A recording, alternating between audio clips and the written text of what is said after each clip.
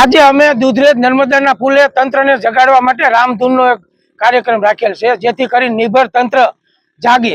આજે છેલ્લા 8 દિવસથી આ દુધરેજ નર્મદાનો જે પુલ આવેલ છે તે જર્જરિત હોવાના બાને તંત્રએ બંધ કરી દીધેલ છે અને આ નવા પુલનું ટેન્ડર પણ આજ દિવસ સુધી બહાર પાડેલ નથી અને કોઈ કોન્ટ્રાક્ટર પણ તૈયાર થતું નથી કામ કરવા માટે, કેમ કે આમાં તેમને મલાઈ મળે નહીં અને ભ્રષ્ટાચાર થાય નહીં તો આ પ્રજાને કેટલી મુશ્કેલી પડે છે। અને આ પુલ બંધ કર્યા પહેલા ખરેખર આ લોકોને ડાયવર્ઝન આપ્યું, ત્યાં રસ્તામાં ડામર પાથરીને ખાડા બૂરી અને સ્ટ્રીટ લાઇટ નાખી અને રસ્તાનું સમારકામ કરવું જોઈએ। અત્યારે વઢવાણ તાલુકાના અને ખાસ કરીને ધાંગધ્રા તાલુકાના ગામડાઓને કેટલી તકલીફ પડે છે।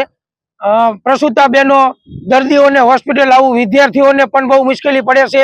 રસ્તો ખરાબ હોવાથી વિદ્યાર્થીઓને પણ આવી શકતા નથી અને રિક્ષાના મોંઘા ભાડા ખર્ચવા પડે છે અને 3 કિલોમીટરનો ફેરો ને એમાંય રસ્તામાં ખાડા અને પાણી ભરાવાથી વાહનને સ્લીપ થઈ જવાથી અકસ્માતનો ભય છે। તો તંત્ર ખરેખર જાગે અને તાત્કાલિક અત્યારે આ પુલ બહુ એટલો બધો જર્જરિત નથી, 2 વ્હીલ વાહન જવા માટે જો રસ્તો ચાલુ કરી દે તો માણસોને સુવિધા મળે અને કબજા નાખ્યા છે અને એમાં અકસ્માત થવાનો ભય છે। અને કોઈ નેતા આવતા હોય ભાજપના તો રાતોરાત ડામર રોડ કરાવી અને રસ્તા પણ નવા બની જાય છે, ડ્રોન પણ કરોડોના ખર્ચે નખાઈ જાય છે। સવારે જોવો તો રસ્તા ડામર થઈ જાય છે અને સામાન્ય પબ્લિક માટે કોઈ સુવિધા નહીં। તો ખરેખર આ ભાજપની તાનાશાહી છે અને જ્યાં જ્યાં ગુજરાતની અંદર અત્યારે લગભગ 18 જિલ્લાની અંદર તે પણ પુલ જર્જરિત છે અને માણસોને જીવનું જોખમ છે।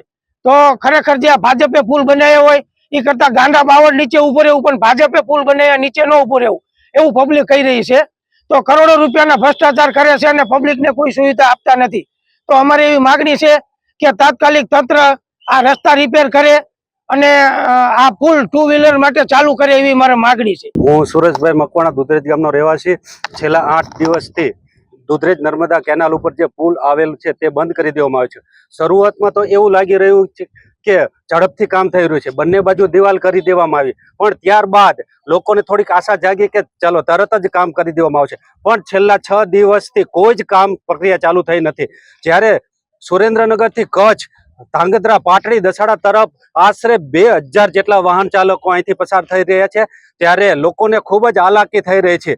અને જ્યારે ચૂંટણી નજીક આવી રહી હોય ત્યારે તો ભાજપના નેતા બહુ મોટી મોટી વાતો કરતા, અમે તમને પેરિસ જેવા રોડ બનાવી દેવી, અમે તમને અમેરિકા જેવા રોડ બનાવી દઈએ। તો અત્યારે આ જે પરિસ્થિતિ બહુ ખરાબ છે તો તમે આવો, પેરિસ જેવા રોડ નથી પણ અમને ખાલી 2 વ્હીલ ચાલે એવા રસ્તા બનાવી દો, કારણ કે અહીંથી અત્યારે રોજના વિદ્યાર્થીઓ, માતા બહેનો અવર જવર કરતી હોય છે તો એમને બહુ જ તકલીફ પડી રહી છે।